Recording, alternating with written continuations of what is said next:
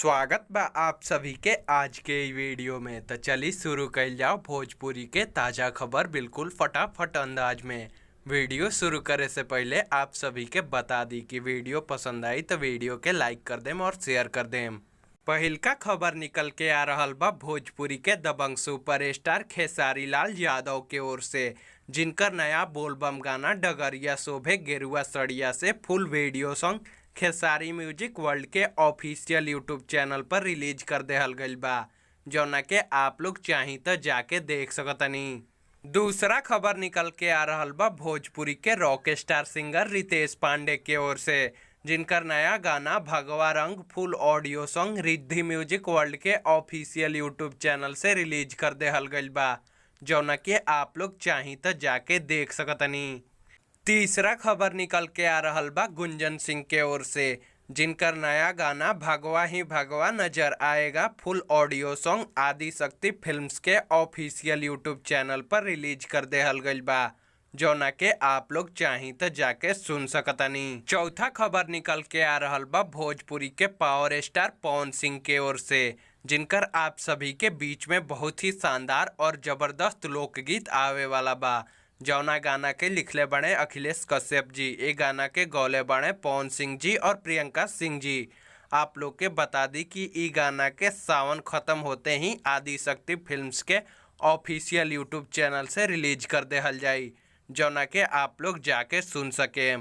पांचवा खबर निकल के आ रहल बा भोजपुरी के सुपरहिट गायक व अभिनेता प्रमोद प्रेमी यादव के ओर से, जिनका नया बोलबम गाना चढ़ाला सोमारी के शिवजी पर जल full video song Wave music Bhojpuri के ऑफिशियल यूट्यूब चैनल से रिलीज कर देहल गइल बा, जौना के आप लोग चाही तो जाके देख सकतनी। छठा खबर निकल के आ रहल बा भोजपुरी के एक्शन स्टार अभिनेता यश कुमार और निधि झा लूलिया के ओर से।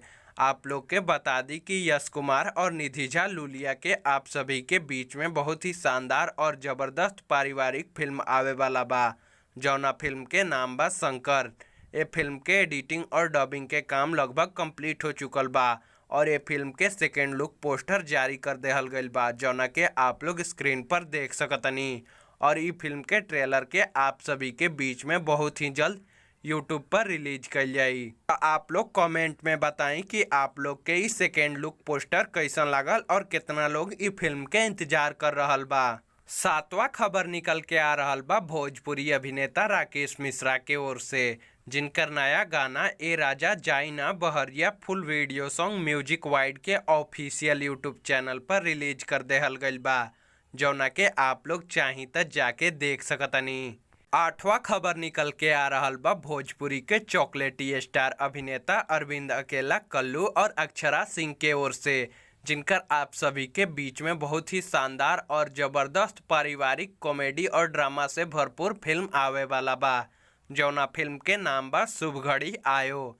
ये फिल्म के first look poster social media के माध्यम से रिलीज कर देहल गइल बा, जौना के आप लोग स्क्रीन पर देख सकतनी। आप सभी के बता दी कि ई फिल्म के एडिटिंग और डबिंग के काम कंप्लीट हो चुकल बा और ई फिल्म के ट्रेलर के आप सभी के बीच में बहुत ही जल्द यूट्यूब पर रिलीज कइल जाई। तो आप लोग कमेंट में बताएं कि आप लोग के ई फर्स्ट लुक पोस्टर कैसन लागल और कितना लोग ई फिल्म के इंतजार कर रहल बा। नौवा और आज के आखिरी खबर निकल के आ रहल बा भोजपुरी के दबंग सुपरस्टार खेसारी लाल यादव के ओर से, जिनकर नया बोलबम गाना हमहू जाइब देवघर फुल वीडियो सॉन्ग जी म्यूजिक भोजपुरी के ऑफिशियल यूट्यूब चैनल पर रिलीज कर देहल गइल बा, जौना के आप लोग चाही तो जाके देख सकतनी। आज के वीडियो में बस इतना ही। उम्मीद बाकी वीडियो आप सभी के पसंद आयल होई। वीडियो के देखे खातिर आप लोग के बहुत बहुत धन्यवाद। अगर वीडियो पसंद आयल तो वीडियो के लाइक कर दी, शेयर कर दी, कमेंट करी और हमनी के चैनल पर नया बानी तो भोजपुरी सिनेमा से जुड़ल सभी खबर सबसे पहले देखे खातिर चैनल के सब्सक्राइब कर ली और घंटी के बटन के दबा दी।